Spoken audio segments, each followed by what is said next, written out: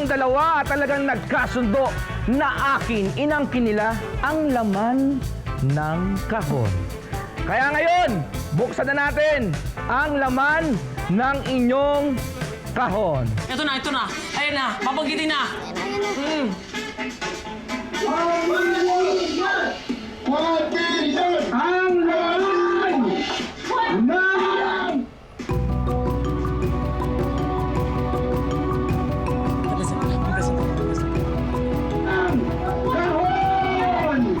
ni Gloria! Akin! Sumabay kayo. Ayun na!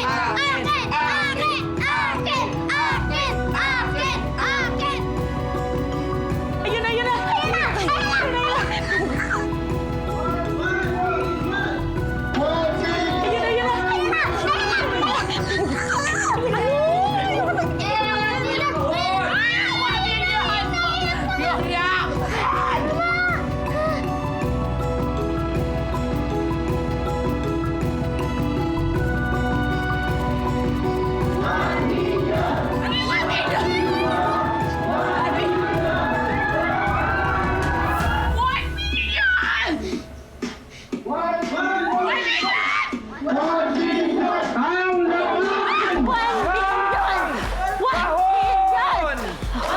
Gloria! At Badong!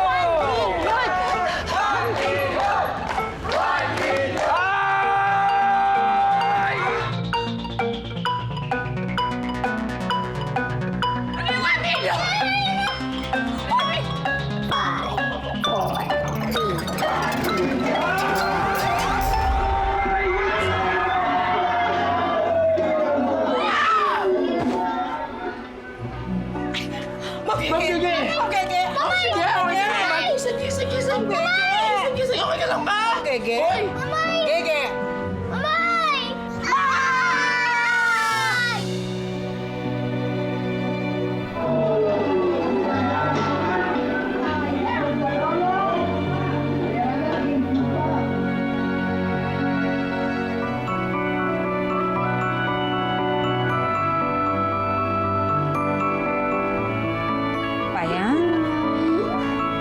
Pera na, naging itlog pa eh. Napakasakit. Kaya nga, hihingi sana ako ng balato. Andun na eh. Sayang naman. Hindi mo pwedeng umulit. Baka naman po pwede. Dito. Gloria at Badong, meron kayong tag-isang itlog.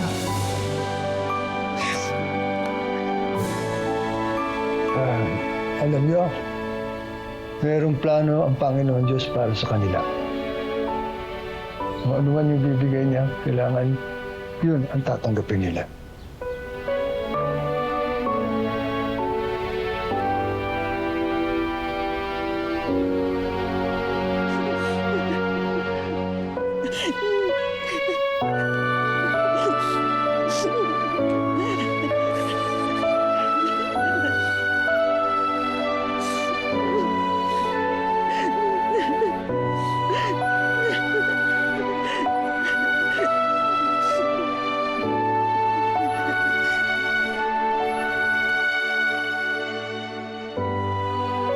Lubos na kalungkutan ang naramdaman ko dahil sa pagkatalo ni Mama. Alam ko kasing yun na lang ang natatanging paraan para mapabilis ang pagbalik niya sa bukang liwayway. Para magkita kaming muli. Pero tuluyan nang nawala ulit ang pag-asang yun.